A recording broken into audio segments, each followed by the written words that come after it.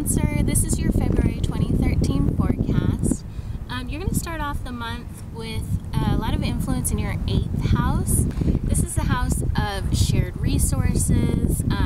There'll be a lot of focus on maybe getting a loan or any kind of resource that you have in common with maybe a family member, anyone really, whether it's divorce and alimony or anything where kind of your property or income is in a shared realm. Maybe you'll get, some kind of inheritance or something at that time as well.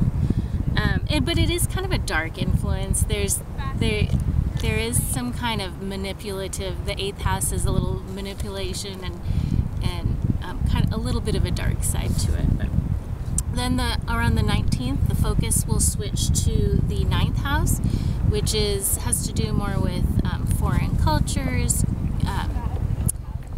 You might go on a long trip at that time, like to a faraway place, or decide to go to school at that time. There could be an educational influence there. Mercury will start off the month in your 8th house as well. That's the house again of shared resources. And on the 6th, it's going to move into your 9th. So you'll find yourself communicating a lot. Mercury is the planet of communication, so you might find that you're communicating with foreigners or planning that trip, and there's communication behind some kind of foreign entity or even education, a college education or something like that.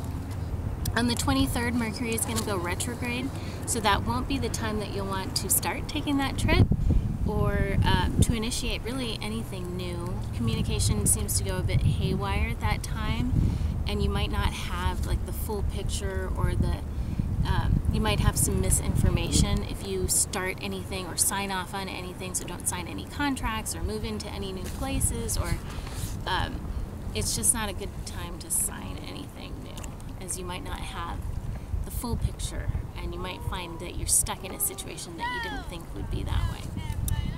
Venus will be in your 7th house of relationships, but pretty early on it's going to move into your on the 3rd it's going to move into your 8th house of shared resources.